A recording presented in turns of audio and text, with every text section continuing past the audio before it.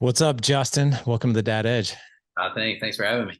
You're welcome, man. I got to tell you, dude, the hair is on point. I just Oh, say that because you got a full head of hair, which is uh, cool. Thank you. I appreciate it. Yeah, man, it's Uh, far and few between. yeah, it's we're here in Santa Monica. My wife went for a walk earlier, so got some nice ocean breeze in it, I guess. I don't know, maybe I can credit it to that. I don't know. Not only does it look good, but it smells like beautiful fresh salt water. Smells like Santa That's Monica. right. No, that's cool, man. I'm a bit ahead of you in age. I'm 48. Knock on wood, I still have a very thick, full head of hair. You And should keep it then. I You still am, got man. it. I am. I'm like, hey, knock on wood, I'll take it because I know a lot of guys are fighting the hair loss thing. But Yeah. so you've been married 11 years. You've got two girls and a pretty fascinating story about these girls. Yeah, yeah. Yeah, we got I met my wife. We actually did a movie together. So we met at the Universal lot over, in the Valley and in Studio City. And yeah, it was definitely like as soon as I met her, it was kind of that love at first sight thing, which I know, people are on the fence about. But well, I remember so just quickly because we had to like hug in the audition, and I like it was that like I just had never felt. Obviously, I had hugged girls before, which is this thing where I was like, that was different. Like I've never felt that, which is kind of weird because you're in an audition and it's like you don't want to be weird, but fortunately, she felt similarly. I think she told her mom right after that she was in love, so I feel okay with that. And it's kind of a long story, but Faith Ford, who was producing the movie and her husband directed it and wrote it. She grew up in the same hometown as I did in Louisiana, and she was, on Murphy Brown and a few other shows. So it's kind of this weird, like full circle of she did this movie, and then my wife and I met through her. We ended up doing the movie together, but I digress. And so, yeah, we dated for like I want to say 14 months, and I was like, yeah, I was just, actually, my sister was like, "Are you gonna marry her?" And I was like, "Yeah." That was 20. I was 22. I was young. I was like, "Yeah, I'm for sure gonna marry her." And she was like, "When?" I was like, "Well, I don't know. Like maybe next year." She's like, "What?" Like she just asked her to marry. I was like, "Okay, yeah." I mean, like I was like, "I'm Yeah. definitely gonna marry her. Like, why not now?" So I went and got a ring, and her parents were living in Georgia at the time, and I remember like they're like so close because she's an only child, and like trying to get them alone to ask them like or sort of get their blessing on this marriage Yeah. was next to impossible. But I did it like the day before we were leaving. Like her dad would like not come downstairs, and I was like, finally, I was like, got her mom alone. I was like, I'm just gonna have to ask. I'm just gonna have to talk to her mom about it. So I did, and it's like she of course starts bawling, crying, and her dad like comes down and asks him, and as soon as I ask him, she walks down the stairs. So we actually never got to finish the conversation. I remember they called later and was like, he was like, yeah, it's like, just so you know, like, you sort of have my blessing. I know we didn't get to finish that conversation, but yeah. And so then we had been married a couple years and we're ready to start a family, and it just wasn't happening naturally, sort of like you grow up and expect like, oh, I'm just gonna get married and have kids. It sort of wasn't happening, and it was for no like medical reasons in particular, it just wasn't happening. And so we sort of prayed about it, and uh, adoption was always on my wife's heart. So we prayed about it and just felt like God was calling us into that. And literally a guy my wife worked with was like, you should meet this woman. And she sort of guided us through the process. And I think from the time we decided we wanted to adopt until our oldest daughter was like in our arms in the hospital was 4 months.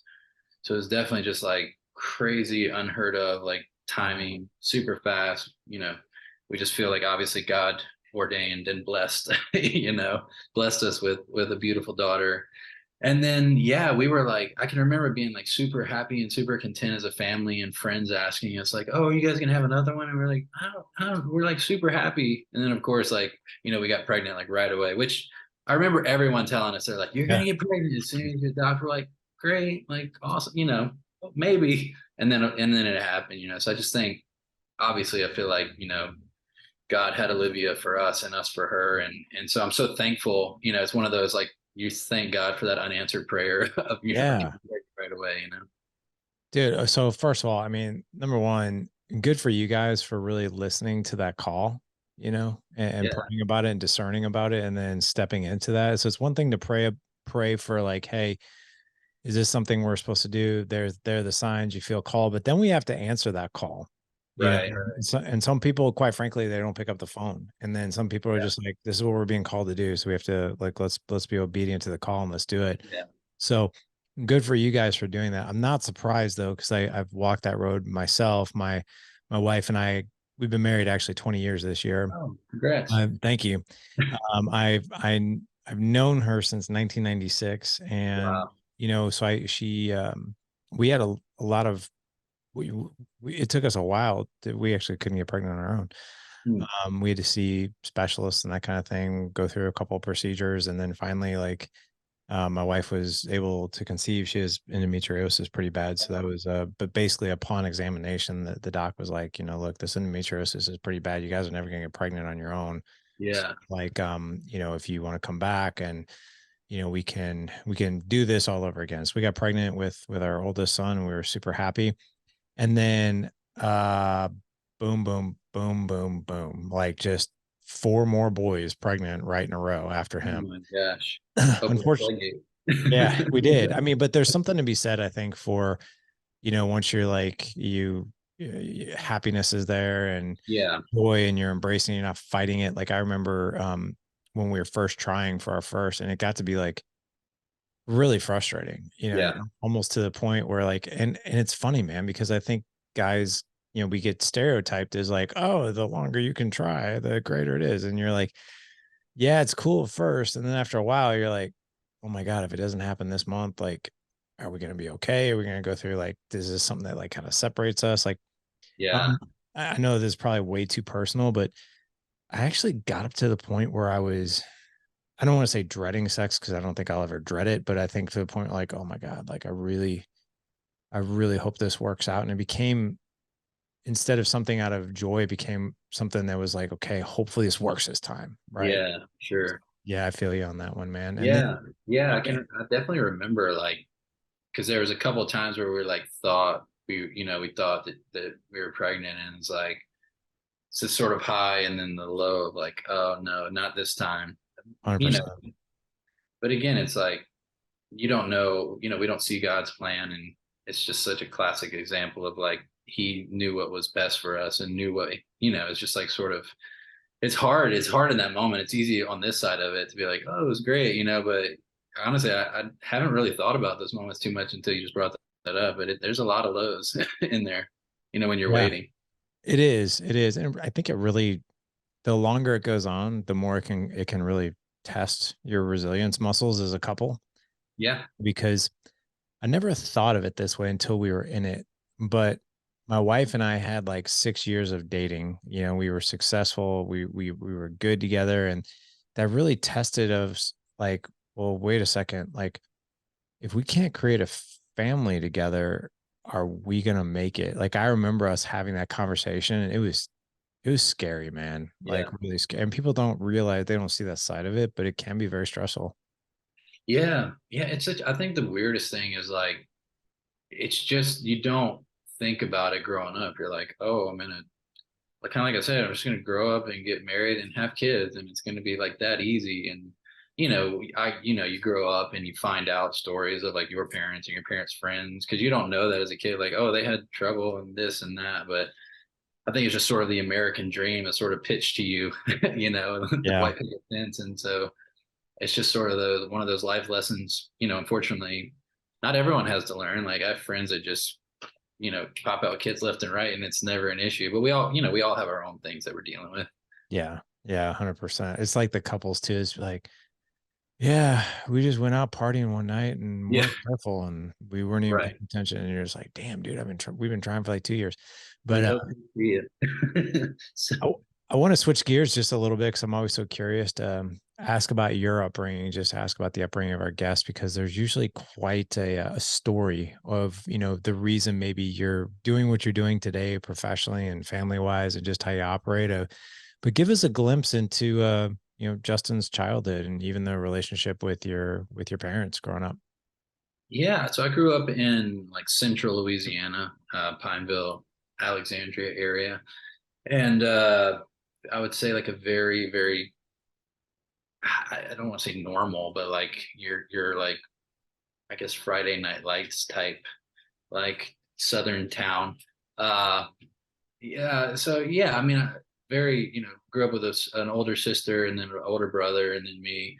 My parents were married until, a couple years ago my dad passed, but so, that's the one thing I feel, especially getting older and experiencing life and being a parent now, I'm so appreciative, and I think I so took for granted like the upbringing that I did have. Like my dad was always around, my mom, they were just always there. And I know that's not always the case. And so I feel so fortunate now, like knowing what I know, that,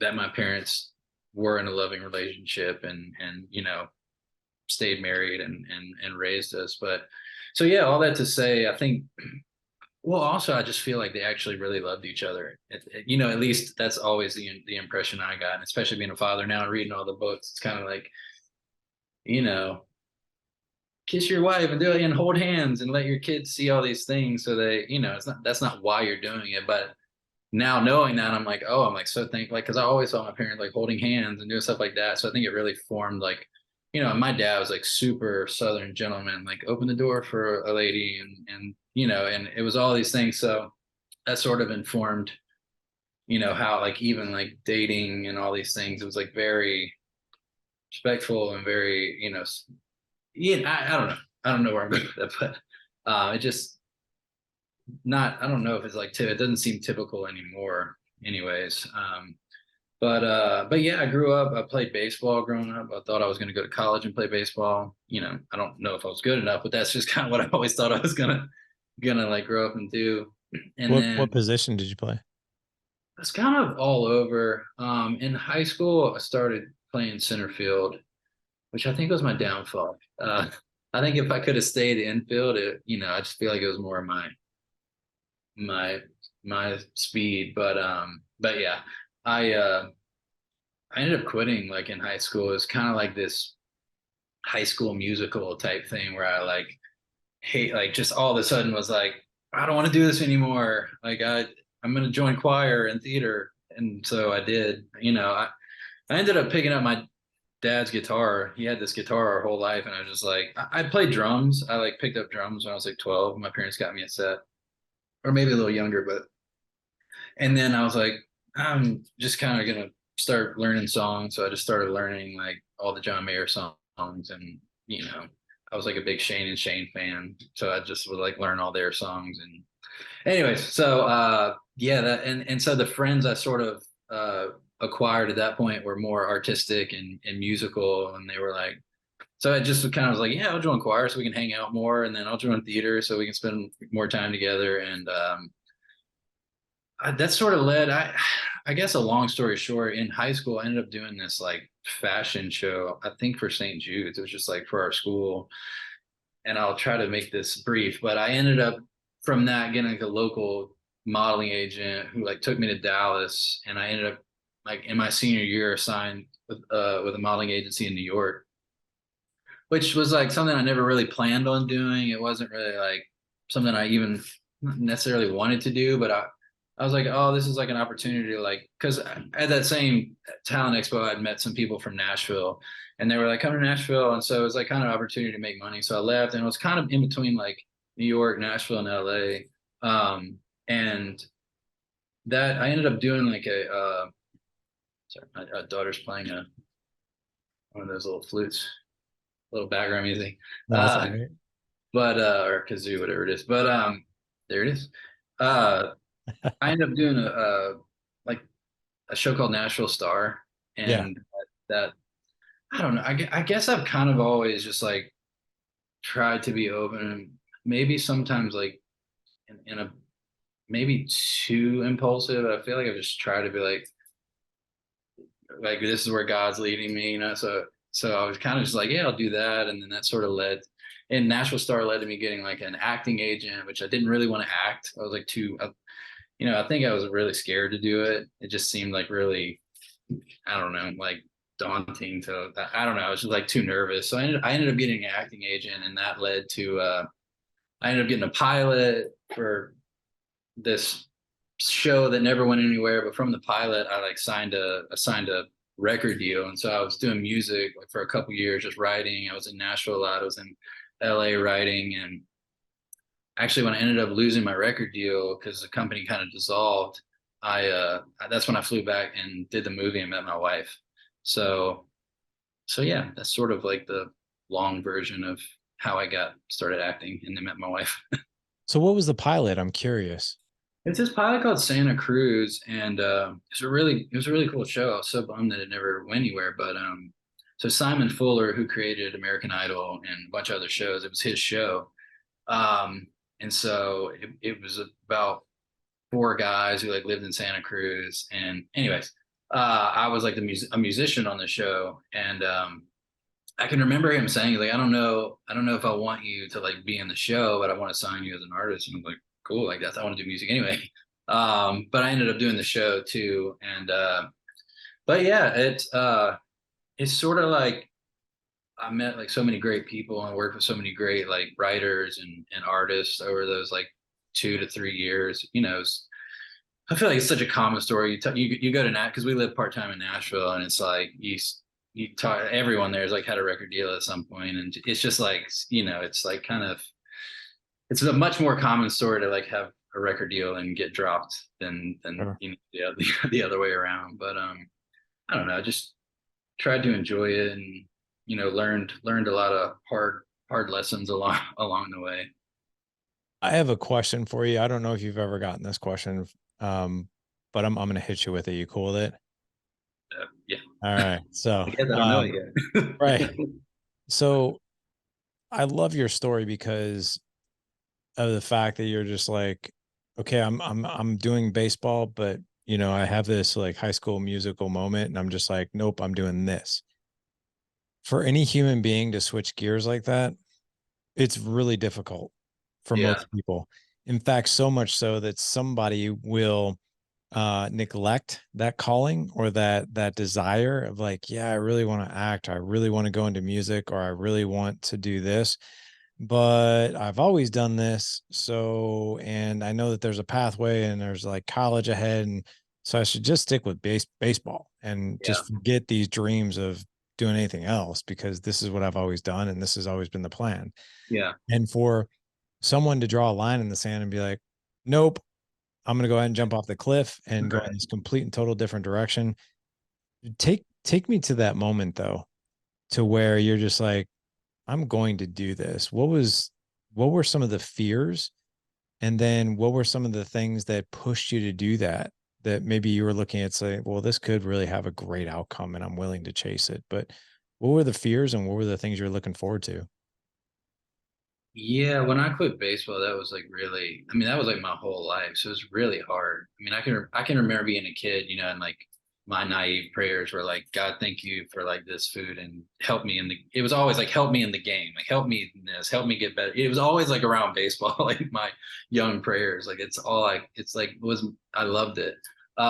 So it was weird. It was hard because I think it was like you know, uh my mom was like, and like now I understand, like they spent so much time and like so like every weekend was like traveling all over the state, all over like the country to like take me to baseball games. So it's kind of like one day I was like, nope, like I mean it had like built up to that. I had almost kind of started to like resent the sport.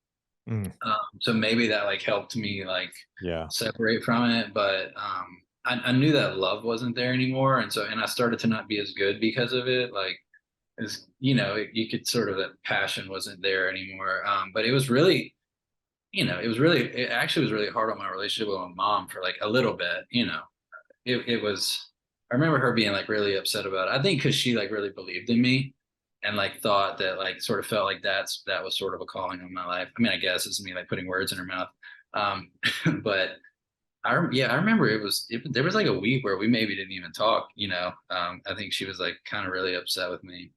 Uh, But I don't know. I don't know if it's just my wife and I kind of talk about that because we're both like pretty impulsive. And so again, sometimes it could be like a bad thing. I just feel like I think you sort of have to have that a little bit, like especially if you're just like at 17 gonna move to New York and just like be broke like in New York and just be like cool with it. I think part of your personality has to just kind of be like, I don't know, it'll work out. Like sort of, which I know not everyone has. Like um I think maybe that's sort of my general disposition is like, trusting in God, not making like terrible, try not to make terrible decisions. Be like, oh, God will take care of it. But like, like just trying to trust God in any situation. And it definitely gives you reason to trust him if you're broke and like living in New York as opposed to Louisiana where you grew up and then in LA. And it's also the type of job. I mean, it's a weird and can be really frustrating job a lot of times because I mean, there's been like a whole year where I've gone with like out work, and it's like it's either really it can be it rains or it pours sometimes, it's like, and so in those moments you're just like, man, God, like where, like what's going on, like you start to question like, is this what you have for my life? And it's sort of the thing where you get strung along, and it's like, okay, well, there's a little bit of hope and there's a little bit of never, so like I'm not gonna give up on this. It's definitely not. I feel like a lot of times that people look at like this job or like this lifestyle maybe because especially in like LA or like one of these places like kind of seems like nobody works, but it's just like it's just not how I grew up. Like I grew up with my parents kind of more a 9 to 5 and like, and the stresses of that, but this is sort of like a, you work when you can get it, and then you make like money a different way, and so like the stresses are different because it's like, oh, I made like a good amount of money here, but who knows when the next time I work will be. So it's kind of this like, I don't know. You just sort of have to like, I mean, it's all I've ever known because like I said, I mean, I've been doing it for almost 18 years now. Yeah. But I don't know. I mean, I think as I started to get in my 20s, I just really started to pray that like God would give me like, just give me like one step in front of me. Like I don't need to see the picture, but just like show me like the direction you want me to walk in, and I'll walk that way, you know. And so I feel like that's just try to. It's not easy. Like it's tough, but like I don't. Yeah, it's tough because I feel like a lot of times like you go to school, you go to college, and it's like this is my career, and this is what I'm going to do, and this is my retirement plan, and it's that's just not necessarily this lifestyle. And so a lot of times it's like I feel like you just got to throw your hands up and just trust God that He's got a plan for your life. And again, that like, just give me one step and I'll just keep walking one step after the other and try to be faithful in that. And it doesn't always work out that way, but you know, luckily God's always faithful to us. That is such a testament to faith. Like that entire mindset. Give me the right next step here and I'll take it. You don't have to show me the whole picture. Many of us as human beings, one of the six basic needs is certainty. Yeah. We want certainty, right? It's like, hey, that's why we see financial advisors, right? For our retirement. You mentioned the word Right. retirement. It's like, okay, show me what the big picture is, show me what the goal line is, and I can go ahead and put the plays in. And it's like I need the next 20 steps, not the next step. Right. It's such a beautiful testament to faith. And and I can relate to your mom. My oldest boys are 17 and 15, and I think about even my oldest, who's a musician. He's in marching band, he plays saxophone, he's also a wrestler. But he's played musical instruments since he could. And my 15-year-old has played football since the third grade. And like literally, like our life revolves as parents around concerts, marching bands, football games, right? And Yeah. I can definitely understand, especially for my wife. I mean, I'm a big believer, and so is my wife, but like I think my wife kind of like she really loves she loves and hates that her identity is like I'm the mom of a football player because it scares her to death sometimes, right? Yeah. But at the same token, she loves watching Mason's games, and then she loves, we love watching my son in marching band. And it's like if those two boys came to us and said, "Yeah, we're not really doing this anymore," and they want to do something totally different, and we'd probably be like, "What?" You know, Yeah. we'd support them, but there would definitely be that one week of like, Yeah. like you and your mom had. Yeah. Again, I really want to hit on this faith walk with you because I've had a lot of incredible guests come on the show. And quite frankly, Justin, I'll be really honest with you. I don't think I've ever heard a story that really illuminates your faith and trust as much as what you just shared with us of like, I'm just going to keep going with this. As long as he's showing me where to go, I'm just going to keep going. And it sounds like it truly hasn't steered you in the right direction. I mean, you've got a beautiful family, you've got two girls, you've got a career. And I'm sure there were times of like, I don't know if this is going to work out. And then all of a sudden the next thing would maybe happen. Yeah. I I apologize too for the noise, but I don't hear a thing. So you're okay, good. good. My Yeah. daughter's going crazy on the No, and even if we did, it would add some flavor to the show. that's perfect. Yeah. It's true, real life. Um, yeah, I think it does, it doesn't always, and obviously that, that's like an a hope and an ambition. It's like, it's like any relationship. It's like you're gonna mess up and you're gonna screw up, and that's the beauty of like God's grace towards us. And I think as we become fathers, I mean, that showed me God's nature more than anything else, of like unconditional love. Like I just don't know that you can fully understand that. I mean, I don't know if we ever will on this side, but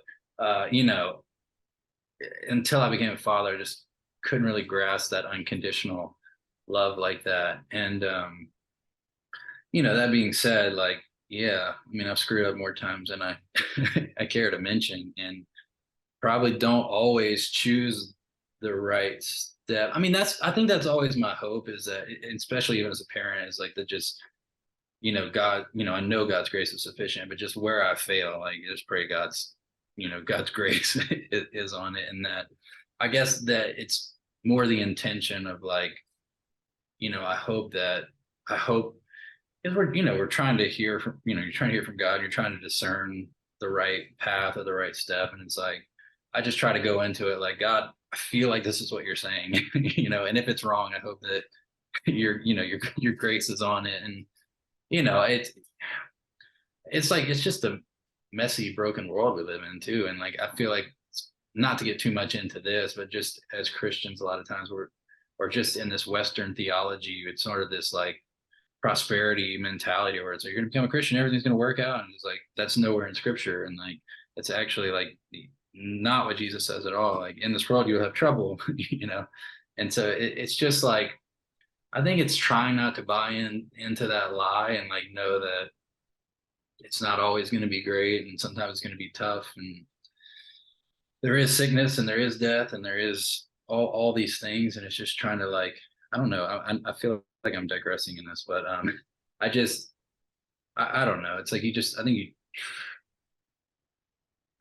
again, it's like you just try to be faithful and take it one day at a time. I think it's why Jesus over and over again was like, don't worry, and don't like, today's worries are sufficient for themselves. I think it's like we do try to like project like what's going to happen in 20 years, and who knows if we'll make it 20 years. Like, it's like, what's happening today and what are my children doing today? And that's not easy to do, but I think it steals our joy to constantly be looking backwards and forwards. It's like, if you read the scriptures, like Jesus was constantly harping on it, and it's because like, I mean, it physically like changes us to worry, and like to do that, like it's just, it's not good for even for our health to like do those things. And so I feel like going back to that, it's just like, it's not easy, but everything's uncertain. I think it's like this weird lie that we try to tell ourselves that like, this is what's going to happen, and if I set all these things up, like this is how it will turn out, and like we just don't know. So again, it's just like, the reality of it is as much as I would like to know the future, it's like only God knows. Only God knows the future. 100%. And I think that that's something that we need to shine a light on, as Christians, is to remember, there is no promise of a pain-free life. There is no promise of a problem-free life. Yeah, The promise is unload your burdens and anxieties upon me. I yeah, will give you rest, right? yeah, And I think, if you think about it, as us as fathers, you're raising two girls, I'm raising four boys, and for us not to have faith, And again, I'm not saying like, oh, well, everything will be, sunshine, rainbows, unicorns, whatever, and butterflies. But, for our kids, to have tremendous, so like I'm sure you probably think this way. I know we think this way. My wife and I are very, very intentional about setting a home and an environment for connection, psychological safety, certainty. Come here, unpack your problems and your Mm. woes here. We'll tackle it together. You can tell us anything, type of thing. Yeah. We're a family of love and affection. We're not problem free by any means, but we are a happy family unit. But what I truly want as a father, and I'm sure you do too, is for my kids to feel a bit secure, right? And I wouldn't say, and I would say comfortable being here, right? As Yeah. soon as like it's almost like us worrying about the future is almost like my kid or one of your daughters coming in and being like, right now, be like, are we gonna have enough money to eat dinner tonight? And we're like, of yeah, we have food in the fridge. Like, why would you even worry about? Well, I'm just worried. I don't know what the agenda is for tonight, so I just need to know. Like, are we good? And you look at that kid of like, why would you distrust or think anything else? And I kind of wonder at times, my wife and I were talking about this, like when we agonize and have anxiety and uncertainty and we're constantly stressed about the future, is God like sitting here like, come on, like Yeah.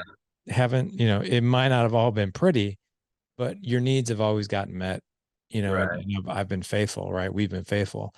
And I wonder if sometimes if God is like, please don't waste your time on the anxiety and the feelings of worry. Instead, I gave you this life to, showcase your faith, make disciples of people, to spread good news and to raise your family within the Christian lifestyle. That's your mission. And when we deviate that and we start getting really, really controlling about the future, I think that's when a lot of those anxieties and those fears just kind of come to the surface. Yeah. Yeah. Yeah, I wonder about that. I just think, I imagine for him, at least this is me, the way I imagine. My mom was like a teacher, and she, one of the things she always said is like, it's so relative, and like, so for a kid who's like so worried that, they're having a meltdown because they want a red crayon and it's not in the box, like that, like and they're like losing their mind, like they're actually experiencing that. And so for us, it's like that's kind of like we'd be like, we'll get you a red crayon, it's not a big deal. Like I sort of I imagine like that being like the way God, it's like I it's not that it's not valid the way that we're feeling, is the, because like life can be hard and terrible, and we live in a broken, Genesis 3 world. But I think that what's so comforting for me is like Jesus in the garden and him like experiencing that. I mean, that's obviously on a whole, I can't even imagine like what he was experiencing, because he actually knew what he was about to go through. But like it's so comforting that even God would like be so anxious that he would bleed from his face. And so I think it just validates like our anxiety and fear at times Sure. over death and over sickness and over our children.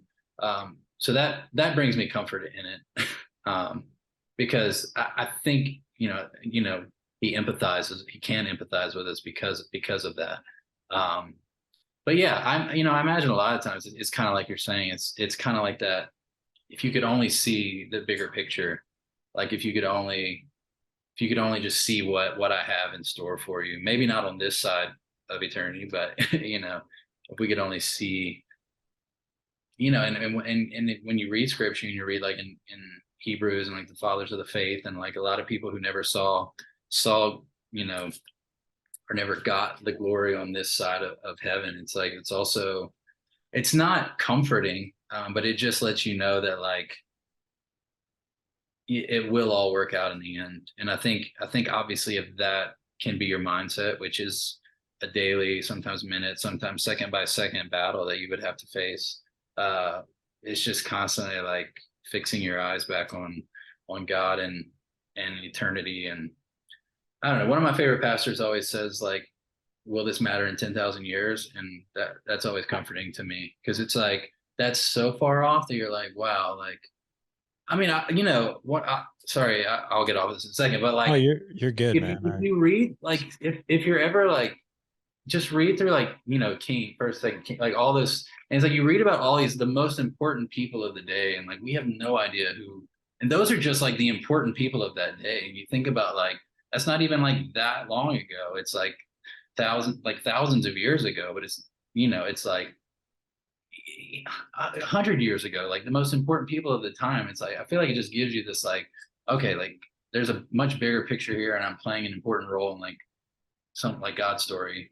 It's I feel like a lot of times it's just like sort of stepping back and like seeing the bigger picture can sort of like calm your anxiety and your fear because I feel like a lot of it comes from like wanting to know your life matters and wanting to know that like it wasn't all for nothing, especially as most of my anxiety would come from like being a father and like raising my girls and being there for them and doing and just I guess doing a good job for lack of a better term of like being a good father and you know um I think that will matter in 10,000 years. That's one of those things that I think will matter.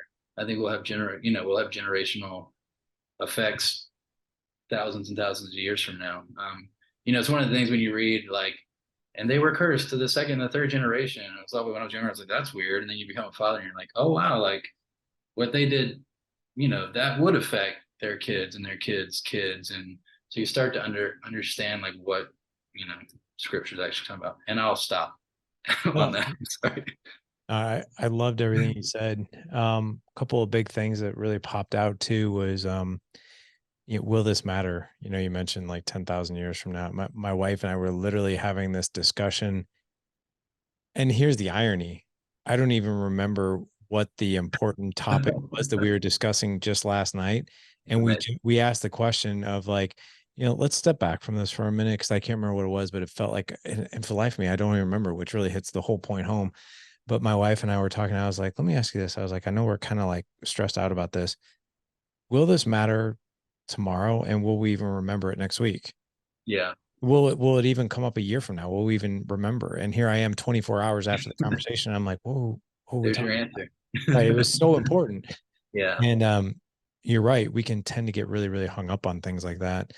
But the other thing too is a big theme that you just shared was generational impact. One of the things that we always, I've been doing this podcast now for 8 years, and we've been helping men in our group coaching community now for 7 years. And one of the things that we've realized is this is generational impact. And so when I first started doing this work, my two older boys were really young. I mean, they were only like 8 and 6. Mm. And what I can tell you now is like, so a lot of the skills that we teach, around relationships and trust and creating an environment of psychological safety and being an empathetic listener, listening to voice tone and emotions and all these different things and how to connect with people on a level that you otherwise wouldn't. And I see my 17-year-old and my 15-year-old operating with these skills in their own relationships with their friends or their girlfriends and even like their little brothers. And I see them talking to each other differently and operating with each other differently. Like I see like my 15-year-old do things that a lot of, quite frankly, I don't see a whole lot of big brothers do, like because they're too cool for school. But Yeah. like he'll take his little brothers out in the back and be like, hey, and he's like this big, tough, like jacked football player. He's like, come on, Colton, I'll teach you how to hit the Yeah. ball, and Yeah. talking to him like, and I'm sitting here, I sit back and I'm like, dude, you're gonna make an incredible father, man. Yeah. Or like last year we were on vacation and I was tossing my kids and my little guys, my 7 and 9-year-old in the pool to where like my arms felt like they're going to fall off. I don't even know how many throws, but I did them over and over. Well, my oldest, my 17-year-old comes in the pool. He's like, can I throw the boys with you? And I'm like, yeah, you don't have to ask, like, get in here. And my wife, I didn't know she was like filming this and taking photos of this. And the joy that I saw with my 17-year-old as he was tossing his brothers. And it wasn't like, haha, I'm going to make your life Yeah. hell. It was like we were having fun and the kids were just having a blast and they were laughing. And I got to see this glimpse of like, I bet I'm going to be on the side of the pool as Mm. grandpa. and I'm going to see my son with my granddaughter or grandson, and he's doing Yeah. this. And that's like the generational impact, right? It's these little tiny things that Yeah. we pass on as men and husbands and fathers that we're really not aware of. And, you know, it is generational impact. The things that you do and that I do, we'll see in our grandkids, all the Yeah. good and all, unfortunately, not so good, but there is Yeah. generational impact for sure. Yeah. I Yeah. think that's the I think the interesting thing you start to realize as a parent too, which it sounds like, your sons are watching you and just imitating what they're seeing. So, and it's funny because I'll hear my daughters like, we're very joking and like very sarcastic. Like that's our humor. And so it's like, because our daughter will like say something and it's like, she says it like exactly like we do. Like those little moments where like, oh, like, so I think just to your point is like they're watching you way more than they're listening to you. Like because you 100%. can you can say it all day long, but however you're treating them, that's how they're going to treat other people. I mean, hopefully there's a lot of like influence. That's the scary thing. Is like you start sending them to school and sending them to camps, and as they get older, but it's like you just I think that's what's so important about the family unit and coming back in at the end of the day and being together and families and mealtime and talking and just sort of like, there was some statistic I just read in a book. It was like just eating a meal around the Yeah. table, like drastically as a family, like drastically decreases like, teen pregnancies, smoking, alcohol use, like just crazy stuff. It's like, just don't realize like how important those little things are. And that's one thing I remember growing up is like always just being around the table. Like I always remember we just had like family mealtime.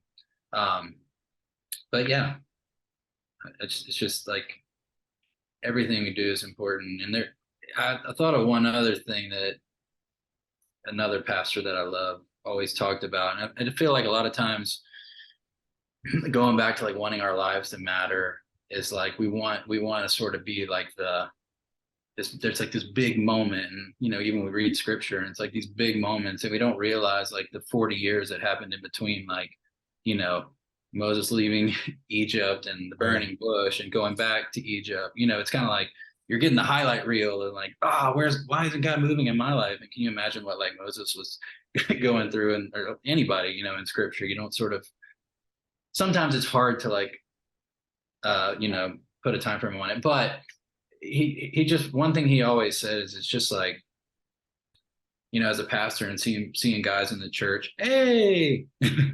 That's my 7-year-old. Sorry, All right.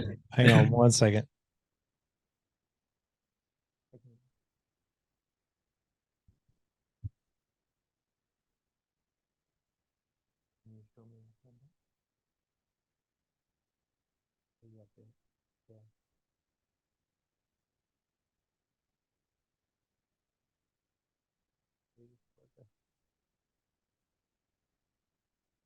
Goodness gracious, boy.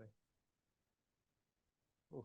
Sorry, I'm being shown he just must have got a buffet of mosquitoes. Must have Oh this no. poor boy at camp Yeah. show me all his mosquito bites. But It but wouldn't be a dad podcast without an exactly interruption right. like that, Yeah. or flutes playing in the background. Um, but yeah, just one thing he said, it's just about showing up every day. And it's like, the old guy that has the grandkids, and it's just like you kind of like he just showed up every day, and a lot of times it seemed mundane and like unimportant, but it wasn't. Like it was just constantly showing up every day, and over the course of an entire lifetime, showing up every day, it builds to this like sort of generational thing we're talking about. Like so Well, it's kind of like the death of a thousand cuts, but it's the other way around. right, exactly. It's like you bring life to relationships and generations by daily, tactics, right? I love the daily dinner thing. I would say shockingly, we somehow, some way still pull that off several times a week. That's amazing. I would say even the majority of the time, five out of 7 days, we're eating dinner as a family together somehow, some way. And there's always humor, there's laughter, then there's people talking over each other and that kind of thing. But overall, it's that mission, to like, hey, every day as a family in some way, shape, or form, little or big or small, we're going to connect, right? Yeah. And sometimes that's going to look like, if we're in a rush, it's going to be before you go to bed at night. We're going to recap your day. Tell me what's going on with your day. Tell me about your relationships, your friendships, your challenges, the good things, the bad, all these things that I think are so important. And most people, unfortunately, a lot of people don't do that, Yeah. and but I do want to switch gears, and I want to talk about this incredible film that you have out now. So this actually came out, which is kind of interesting. It came out Father's Day weekend, correct? Did, yeah. June Yeah, 16th. Yeah. June 16th, God's Country Song. So you play Noah Bryan, and Yeah. you play this character who's on his way to becoming like this big country music star. Your past kind of catches up with you. One night after playing a successful show, you receive shocking news that you have a 4-year-old son with a Mhm. woman that you barely remember. She recently died, and you agree to meet this boy, and the entire film obviously is about you and this relationship and chasing the career and all that. But I'm curious. You're raising two daughters. This is a story of you putting you back into the fatherhood role, and quite frankly, an industry and a career that is pretty close to kind of how you're living today. But I'm curious, as far as like from a professional standpoint, I'd love to hear about the film, but I would also love to hear, like, just from a personal standpoint, like, how did this land with you and what was it like, going through the creation of this character and the relationship with the son? Yeah, I mean, it was a lot of fun, because I play music, and so anytime I can get an audition, it's where the character is a musician. And not only that, he's a country singer, and I grew up on country music. And my music doesn't, it's obviously influenced by that, but I'm not like wouldn't say like a full on like a country singer. But I do lean that way. But so I feel like with Noah, I really was like, let's go like 90s country, like Garth Brooks, Tim McGraw, that whole Brooks and Dunn era. I was, we did, went for the cowboy hat in the wardrobe. I was like, let's do the pearl snaps, let's do the cowboy boots, and just really have fun. And so you sort of get to create Noah as the artist, and then you get to create him as like the person, and what is he hiding, what is he showing the people, and then what's he actually like living with. And he's living with, you know a broken relationship with his father, due to the loss of his brother, um, and sort of the way that he left the farm that he grew up on to go pursue his career. There's sort of this like, sort of this uh, rift between he and his dad, and a lot of hurt and bitterness. Because at the end of the day, I think he just really wants his dad's approval, which I think we can all relate to. You know, really. And so it yeah, it was a lot of fun. It was really hard at times. Like some of the first scenes I filmed were like towards the end of the movie, and stuff with my dad, and just so there was days that were like pretty hard and pretty emotional, but good, like cathartic in a bit. uh I lost my dad a couple years ago, and John Laughlin, who played my dad, was just really really great. And you know, acting's a weird thing where you're like, how far can I draw on my, like, how healthy is it? How far can I go into my own experience? And, you know, uh, but in a way, I think it's good to express that. I think through art, I think it's, at least for me, like dealing with the loss, that type of loss, like I just sort of push it into my music, and you can push it in things like this, and sort of like, I feel like able to honor that relationship I have with my dad, and just sort of express the love I have for him. And otherwise, you just keep it all bottled up and can be so unhealthy, I feel like. Yeah, 100%. And I apologize. I didn't know you lost your dad. How long Uh, ago was this? uh couple years, yeah, 2018. So a couple years ago now. But yeah, like I said, I mean, I just feel fortunate. I mean, my dad was one of my best friends. Like, I was living out here in LA, and we'd probably talk on the phone at least like 2 hours a day, you know, 'cause you're always in your car. So I just call him up and talk. So yeah, I feel fortunate that I think it's what you hope for as a dad, you know, you hope that you can be the dad, and then when they're older, you can be the dad, but also a really good friend. And that's what he was for me. So yeah, you know, it you know, it's hard, but I feel fortunate to have had that, you know, better to have loved than lost. Wow, man. Do you mind me asking how old your dad was? He was 60. Yeah. Wow, so very young. Yeah. Yeah. By today's standards, very young. Yeah. You know, just some admiration for you and just, some acknowledgement and some appreciation. Um, I think we can all agree that, living a life to 60 years old, the life expectancy of most people is longer than that. But I will tell you from a father perspective, and maybe you agree with me, is that if I had that relationship with my kids to where my son felt comfortable even in his adulthood to pick up the phone and just be like, "Hey man, I just want to jam with you for like 30, 60 minutes." Yeah. Like I would pass away a happy man. I'm just going to say it like that. Like Yeah. I would, there would be so much that most dads, and I would even say grandparents, right? They don't experience that. Yeah. And I think that to be honest, like I talk about my faith a lot on this show, and I got to be honest, Justin, and I think you're probably in the same camp I am. I don't believe that God put us on this earth to have a mediocre marriage, a mediocre fatherhood experience, and to just allow that to drift on by like it was nothing, right? I think Yeah. a lot of it has, and if we were to put that in our own terms, if we were to see like amazing potential in our kids in any way, shape, or form, could be in any discipline or talent or whatever, and they were just to be like, yeah, I think I'm just gonna, I think I'd rather just waste my time on TikTok and not do any of Yeah. that stuff.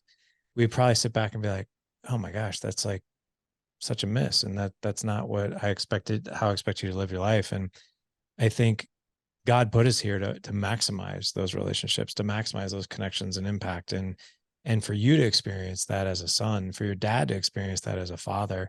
And I have no doubt, I don't even know you, but I see the look in your eye, I hear the voice, the tone in your voice. There isn't one part of me that doesn't think that you also want to pass on that exact same experience, if not even a better one, if there is, if there's ever one that would even exist, but just to be the go-to and to have that connection with your girls that you had with your dad. I mean, that is a life worth celebrating, even if we say like, man, it's kind of cut short, but oh my gosh, like look at how beautiful that is, right? Yeah. Yeah, I agree. And I think it just goes back to what we were saying earlier. Well, just, I mean, firstly, I think there was just never a question in my mind of his love uh, for me, or like, you know, so I think that goes back to that security thing. Like there was just never a question that he was for me. And yeah, so I think that security like allows you to like just live in a certain space, which I think is what, again, what God wants for us, um, what God would love for us. But yeah, I mean that's what you want to pass to your kids. Like you want to give them that security and that assurance. And it's just like, yeah, like I loved you before you were even in the world breathing. Like, so you can hurt me and you can do these things, but you can't take that love away. Like you didn't earn it. Like it was always there. Always Um, there. Yeah. so I think, you know, I think again that goes back to understanding God's love for us. And but yeah, I mean that's the hope, is to give them that peace and that assurance. 100%. I know people can check out the movie by subscribing over to PureFlix. We'll have a link in the show notes for that. Before we let you out of here, though, I know we ran over. I know you probably have to go. I have to go coach baseball here in a few minutes as well for my 7-year-old.